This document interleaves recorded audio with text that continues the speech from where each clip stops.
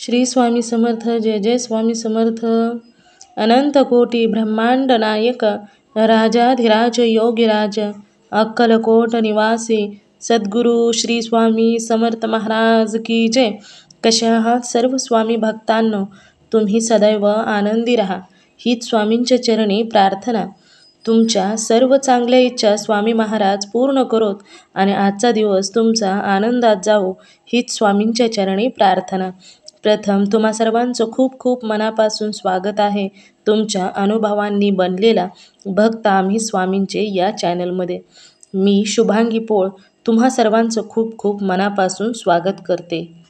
श्री स्वामी समर्थांची भक्ती करत असताना तो भक्त कशी भक्ती करतो यापेक्षाही महत्त्वाचं तो किती मनापासून भक्ती करतो, किती निष्ठेने भक्ती करतो हे खूप महत्त्वाचं असतं. स्वामींवर त्या भक्तांचा विश्वास किती आहे त्यावेळेस स्वामी आपल्या भक्तांना अनुभव हे देत असतात. आणि श्री स्वामी समर्थ हे दैवतच असं आहे की प्रत्येक भक्तांच्या पाठीशी नेहमी ठामपणे उभे असतात. जसे ते म्हणतात की भिवू नकोस, मी तुझ्या पाठीशी आहे, तसेच स्वामी आपल्या भक्तांच्या नेहमी पाठीशी राहत असतात. आणि त्यामुळेच भक्त देखील मनापासून स्वामींची भक्ती देखील करत असतात. श्री स्वामी समर्थांची भक्ती करत असताना भक्त एवढे स्वामींवर विश्वास ठेवतात की त्या विश्वासाला स्वामींना यावंच लागतं. मित्र आणि मैत्रिणींनो, श्री स्वामी समर्थ आणि स्वामींची लीला अगाध आहे.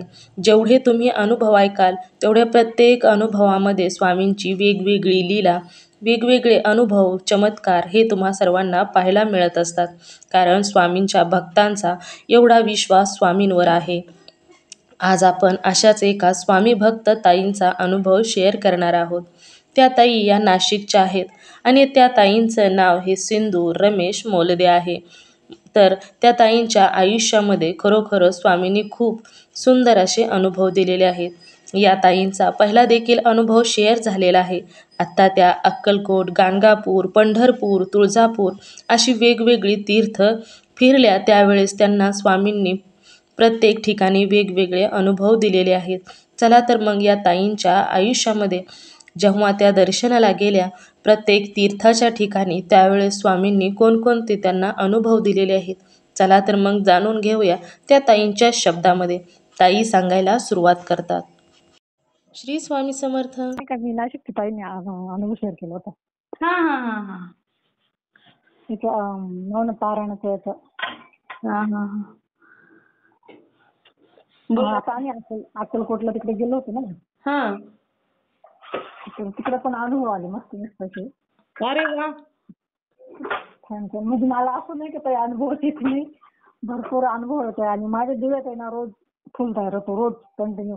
अरे वा, नाव सांगताय ताई मग? हा, सिंधू महाराज सांगितलं तुम्ही. हो ना, पण आता म्हणजे तो व्हिडिओ पाहणारे, आता तोच व्हिडिओ पाहणारे ती लोक नसतात ना, नवीन नवीन असतात. हा, नवीन नवीन असतं ना. हा, मग त्याच्यामुळे नाव सांगितल्यानंतर समजतं ना. हो चालेल. सिंधू महाराज. हा, नाशिक, आडगाव नाशिक. हा हा. काय अनुभव आला? म्हणजे आता आम्ही इथून गेलो ना, तर म्हटले स्वामी गेल्या वर्षी ना माझ्या मुलाला त्रास झाला होता, गेल्या वर्षी गेलो होतो ना. तर म्हटले स्वामी असं नका करू, यावर्षी कोणालाच त्रास नका होऊन देऊ, काही असं नाही का. मग सगळं हे होऊन जातं, गडबड होऊन जाते सगळी त्रास झाला म्हणजे. तर काहीच कोणालाच काही त्रास पण नाही झाला, एकदम व्यवस्थित यात्रा झाली. म्हणजे असं अगोदर याला गेलो, तुळजापूरला गेलो, तिथं मस्त दर्शन झाले. तुळजापूरला गेलो सांगतो पहिला अनुभव. तर मी काय केलं, घरून गेलो आणि भाजीपोळ्या नेल्या होत्या घरी. रस्त्याने खाल्लं ते खाल्लं आणि घरूनच 2 पोळ्या ना त्याच्या श्वानाच्या वाट्याच्या घेतल्या. मी म्हटलं पुढे जर दिसलं बसते त्याला देऊ आपण असं. तर मग जाता जाता ना असं म्हणजे लक्षात यायचं, पण गाडी चालू राहायची. मग ते नाही का त्याला द्यायला ते वेळच भेटला नाही, असं झालं ते. म्हणजे कधी दिसली तर लक्षात नव्हतं राहत आणि कधी लक्षात आलं तर गाडी चालू राहायची. तर मग आता तिथं गेलो आणि 10 वाजता पोहोचलो रात्री. आणि मग तिथं रूम घेतली, रूम बघितली, राहिलो रूम मध्ये. सकाळी ना लवकर म्हटलं, लवकर गेलं तर लवकर दर्शन होते. मग लवकर उठून आंघोळी वगैरे करून निघालो दर्शनाला. तर तुम्हाला सांगायचं ते श्वान आहे ना तिथे येऊन थांबला, आमच्या म्हणजे आमच्या गाडी जवळ तिथे येऊन थांबला. तर माझं आलं तर लगेच लक्षात नाही का, म्हटलं अरे कालच्या पोळ्या आहे आपल्या नाही का, तर म्हटलं देऊ याला, आता याला एवढं सकाळी सकाळी काय द्यायचं अगोदर असं वाटलं आपल्याला, काय द्यायला सकाळी सकाळी. नंतर माझ्या लक्षात आलं की कालच्या पोळ्या तर तशाच आहे. आणि ते पोळ्या घेऊन आले तर तिथले ते सगळे माणसं काय म्हणायला लागले आजूबाजूचे, तू पोळी खाणारच नाही म्हणे, त्याला बिस्किट हे ते लागत म्हणे, चांगलं चांगलं लागत, तुमची पोळी खाणारच नाही म्हणे तू, असे म्हणायला लागले बरं का. म्हटले नाही माझी पोळी खाईल तू बरं का, आज मी असं गॅरंटी देतोय त्यांना. आणि मग कारण मला माहित होतं ना ही पोळी मी कालपासून ठेवली, याला कसं काय माहिती कसं काही हाताने थांबलं असं माझ्या ते डोक्यात येत होतं. आणि ती म्हणे तू खाणारच नाही म्हणे, तुम्ही टाकून बघा देऊन बघा म्हणे, हा खाणारच नाही. मी अक्षरशः दोन सांगितली, ती पोळी मोडून दिली त्याला ना, त्यांनी एक तुकडा सुद्धा खाली ठेवला नाही. बापरे. 2 पोळ्या दिल्या ना तेवढीच पूर्ण खाऊन घेतल्या. मी तो एवढं आश्चर्यचकित झाले, ती माणसं पण पाहत राहिली. म्हणत आहे त्याला बिस्किट हे ते लागतं म्हणून तुमच्या पोळ्या कशा काय खाल्ल्या. आणि असं म्हणलं मग तिथे तो अनुभव आला. मग दर्शन वगैरे घेतलं, मग अक्कलकोटला गेलो. अक्कलकोटला आणि किती मला वाटतं 11:30 किलोमीटर गेलो असं. तर मग तिथं मंदिरात ना मला ना म्हणजे असं नाही का काहीतरी द्यावं वाटत, आपण कधी जाते मी काही नाही. तर मग मी काय केलं, ते पान फुलं ते घेतली नारळ ते, त्याच्या खाली माझे पैसे राहिले गाडीतच, माझी बॅग ते. आणि माझ्या बहिणीने माझे पैसे दिलेले होते 1000 रुपये, माझ्याकडे ठेवले होते. तर मी काय केलं, म्हटलं आता माझे पैसे राहिले, चला आपले पैसे आपण त्याच्यात ठेवू, आपल्याला द्यायचे मग तिथे देऊन टाकेल मी नंतर असं. तर मग तिथं गेले मध्ये द्यायला, ते पैसे मी 500 रुपये नारळाच्या खाली ठेवले, दिसणार नाही का. म्हटले मध्ये गेलं का मग ते घेतील गुरुजी कधी पण काढून. तर काय झालं, तिथं नारळ ते दिलं ना, दर्शन घेतलं, त्या गुरुजीने ती पिशवी घेतली आणि अशी वरती करून बघितली बरं का, खाली त्याच्यात पैसे ते पण बघितले. तर ती पिशवी परत माझ्याकडे देऊन टाकली त्यांनी. काय करून टाकले? माझ्याकडे देऊन टाकली परत असं. म्हणजे त्याच्यातले पैसे पण काढले नाही, ते तसेच तुमच्याकडे परत दिले. तसेच परत दिले. मग मला असं डोक्यात असं वाटायला लागलं की ही माझी तिची होती, माझी नव्हती, मी देत होते म्हणून असं केलं काय माहिती. आणि मग तो एक अनुभव आला आणि तिथं मग बसलो आम्ही मंदिरामध्ये. तर म्हटलं स्वामी आज काय, ते मला काही लक्षातच आलं नाही पैशांचं. मग म्हटलं स्वामी आज काय मला अनुभव नाही आला, इथं काही नाही असं. मग मला तेच होतं, बसले तिथं मस्त, एवढं काही गर्दी पण नव्हती. मग एक क्षण आला आणि आलं लगेच असं काहीतरी दिलं मला, मागायला लागलं. बापरे. आता काय देऊ म्हटले, पेढे होते ना, तर पेढे घेतले मी, पिवळे पेढे घेतले होते, काही थोडेसे दुसरे घेतले होते. तर मी पेढा दिला ना, मी लगेच खाऊन घेतले ते बरं का. आवडतात ना.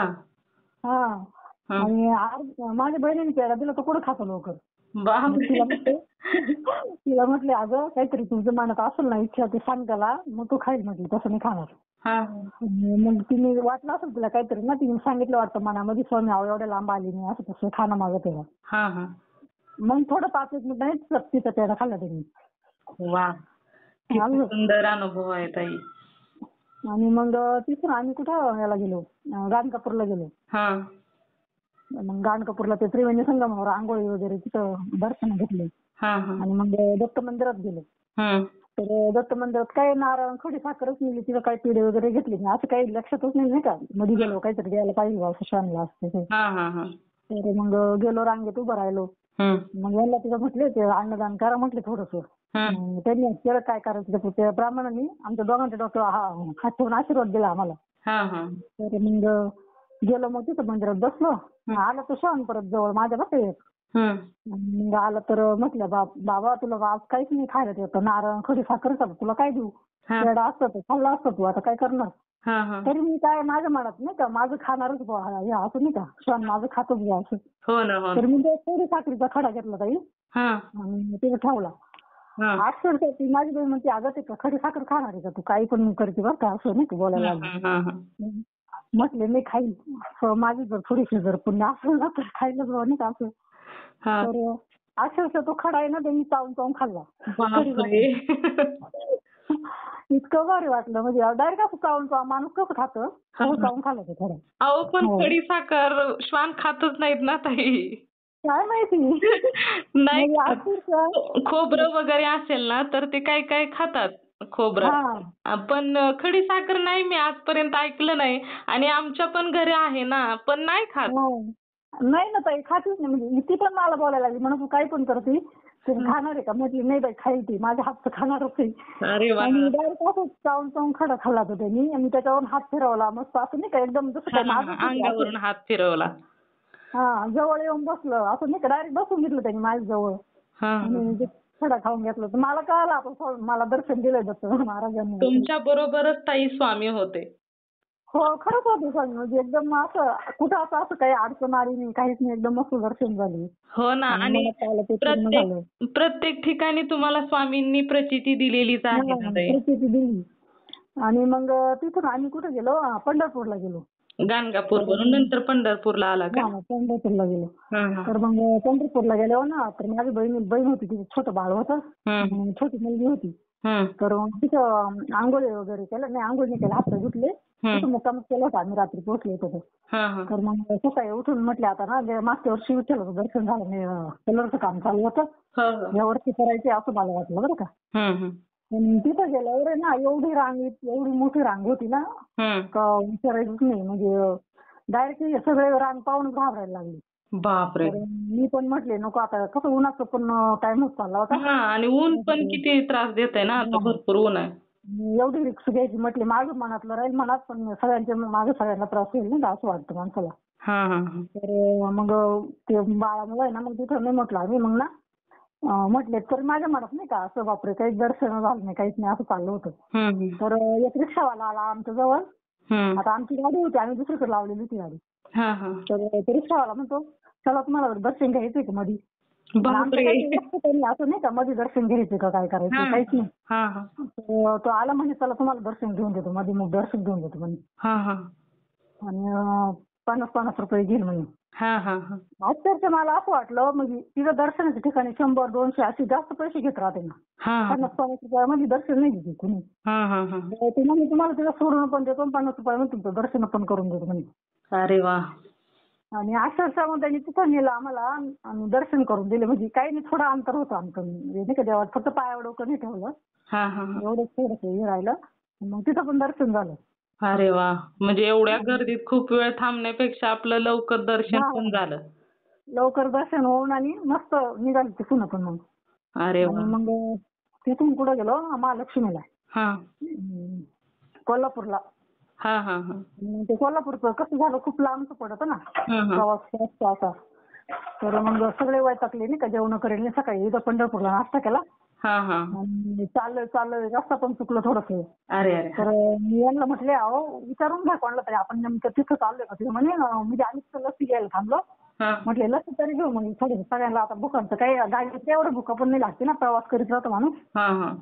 जेवणाचं म्हटलं सकाळी नाश्ता करेल, मग लस्सी घेऊ आपण.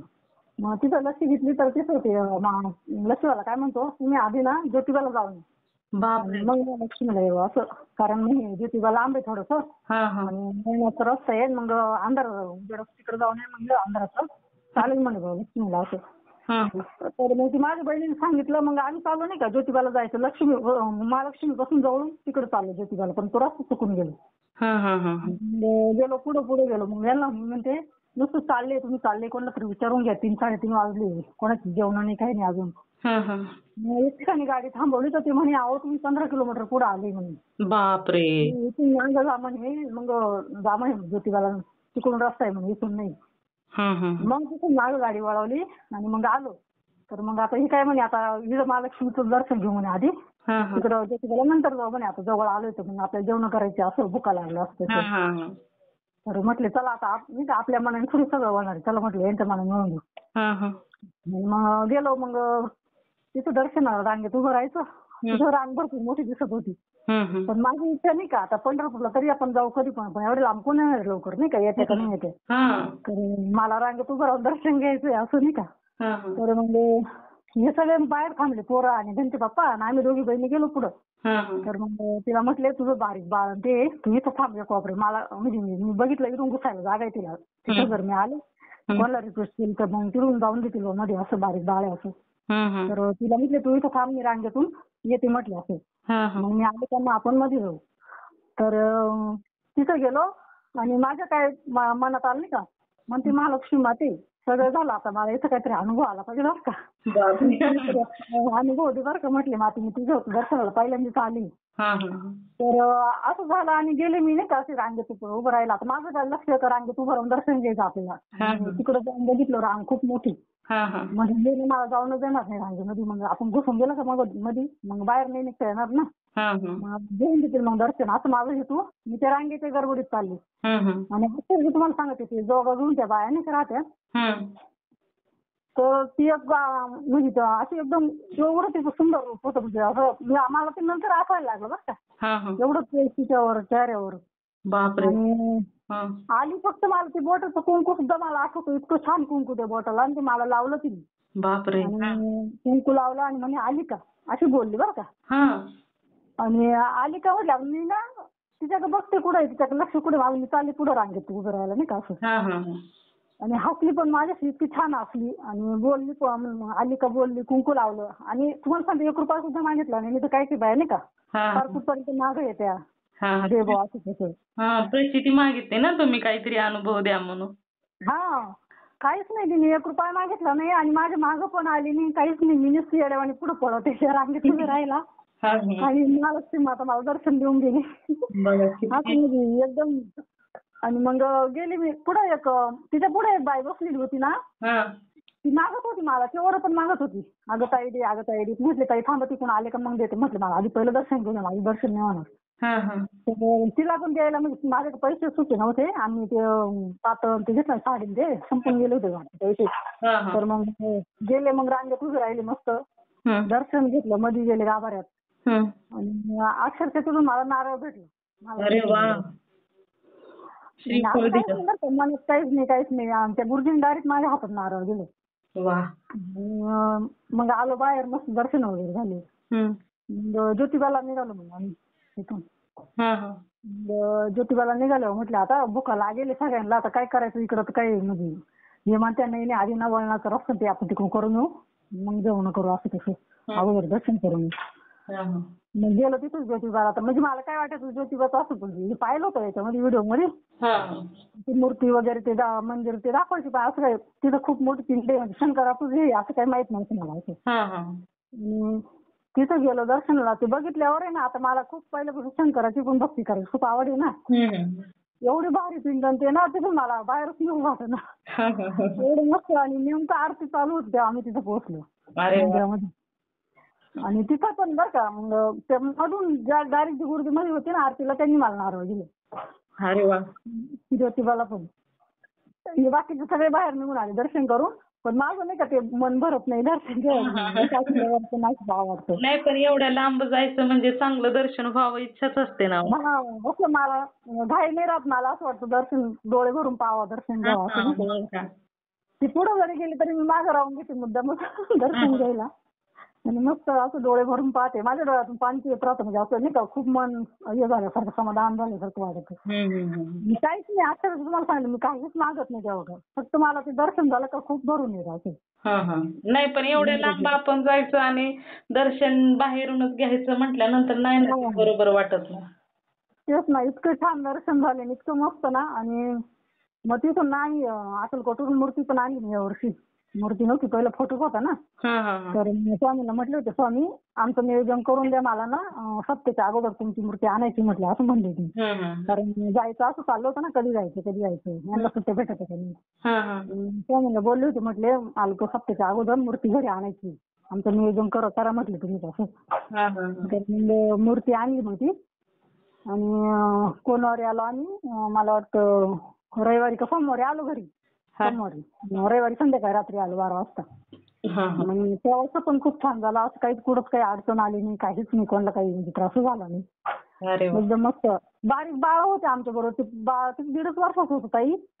अक्षरशः त्याला सुद्धा एवढं सुद्धा काही त्रास नाही. ते बाळ रडत सुद्धा नव्हतं काहीच नाही. असं वाटलं हे बाळ मी म्हणायची परत त्रास दिली घेऊन राहिली बाळाला घेऊन राहिली ते पोरीला घेऊन राहिली माझ्या. प्रवास करायचा म्हटलं तर लहान मुलांना जास्त त्रास. एवढं आमचा प्रवास पण ते बाळ एवढं छान ना ताई इतकं भारी म्हणजे ते स्वामींचाच प्रसाद भेटेल गेला. खूप मजा येते म्हणजे त्याचं नशीबच समजा ना एवढ्या लवकर 1.5 वर्षात त्याला दर्शन झालं अक्कलकोट. आणि तिथं यायचं ठरेल नव्हतं बरं का काहीच म्हणजे तिच्या काही मनात नव्हतं काहीच नाही. मी तिला म्हटलं चाल आमची गाडी रिकामी आम्ही 4 जण चाल असं नाही का. तर मग ती मला पैसे नाही असं तसं म्हणते, तुला काय करायचं चाल. ती म्हणे नाही, मला दर्शनाचं काही हे पण झालं पाहिजे, तुझ्या सोबत पैशांवर कसं काही येऊ असं तसं म्हटले. मी तुला उसने देते, चल तू मला नंतर दे असं. मग ते ऍडजस्ट करून डायरेक्ट म्हणजे ते नाहीच म्हणायचे. आणि डायरेक्ट आणि नाही का मग ती रात्री तिने डायरेक्ट 10:30ला फोन करून नाही सांगितलं, म्हणे नाही पाठवते काही घरचे नाही म्हणते असं नाही का. आणि 10:30ला नाही म्हटली. आणि सकाळीच म्हणजे आम्ही नाही का मग आता ती नाही येणार असं ठरवलं, नाही येणार आपण आपणच असं जायचं. तर आम्ही काय नाशिक रोड पर्यंत गेलो आणि स्टेटस टाकले आम्ही चाललोय असं नाही गाडीचं पोरांचं असं. तर तिला ती ना ओढ लागली होती यायची, पण मला यायची तिने का अशी डायरेक्ट रडायलाच लागली होती, मला पाठवते मी, मला यायचं, मला पाठवते मी.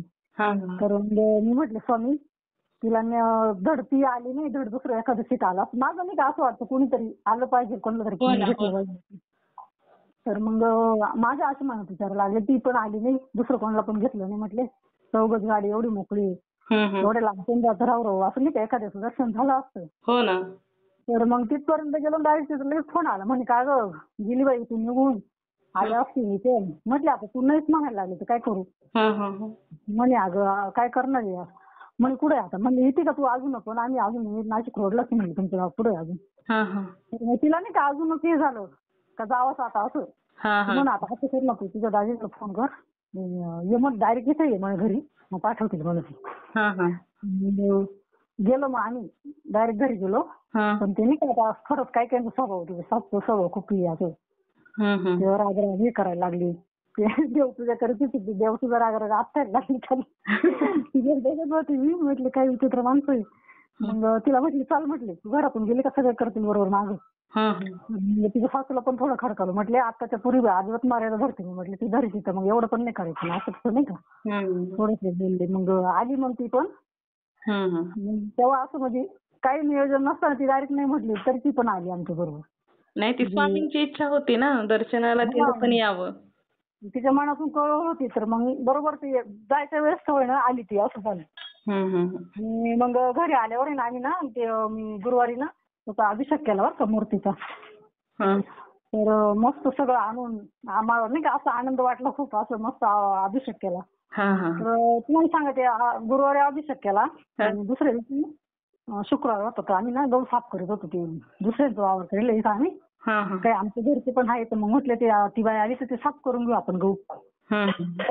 तर मग गहू साफ करत होतो आणि संध्याकाळी असं 7 वाजता बरं का घरात मस्त आवरेल रांगोळी वगैरे काढेल द्यावं पुढं, असं खूप वातावरण घरामध्ये मस्त होतं. आणि आम्ही मग ते गहू वगैरे साफ केले, 6:30 पावणे 7 झाले. तर त्यांना म्हटले मला आता ना गाय आणायची, गायला वैरण कापायची. तर तुम्ही बसा म्हणले 5 मिनिटं, मी आले म्हटले. तर मी ना घरात आली वेळा घ्यायला कापायला ते ना इतका सुगंध घरामधून, आणि अक्षरशः मी अगरबत्ती लावेल नाही ना काहीच करेल नाही. स्वामींचा वास होता ना.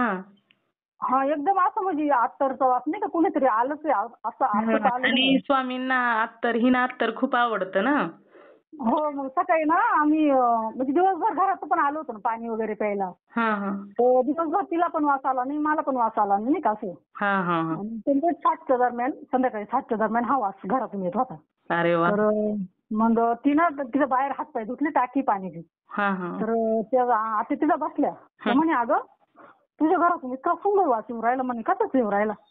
तर मी तिला म्हणते मला पण येऊ राहिला, आपण काल मी अभिषेक करेल त्याचा येत असेल बरं का असं. आता काल अभिषेक केलेला वास आज कसं येईल नाही का. नाही का आपण लगेच अभिषेक करतो तसा वास खूप म्हणजे जास्तच वास सुटला होता घरामध्ये असं. स्वामी आले ना घरामध्ये. घरामध्ये 7च्या दरम्यान एकदम असं नाही का जसे काय आलेच स्वामी घरामध्ये. आणि ते माझ्या लगेच लक्षात नाही आलं. मग ते निघून गेले ना तरी मला वास येत होता, मग थोडा कमी होत गेला नाही का असं नंतर. जसं घड्याचा आकडा पुढं पडत आला ना मग तसं खरचा वास कमी होत गेला. मग मी आरती वगैरे घेतली आणि मग माझ्या नंतर लक्षात आलं, म्हटलं कसं तू बाई काल तो अभिषेक केलेला वास आज कशाला येईल, म्हटलं किती सुगंध सुटला होता केव्हाचा मग अशी. घरात एकदम शांतता होती, मुलं नव्हती घरात, काहीच नाही, कुणीच नव्हतं घरामध्ये ना. नाही खूप सुंदर अनुभव आले ताई तुम्हाला.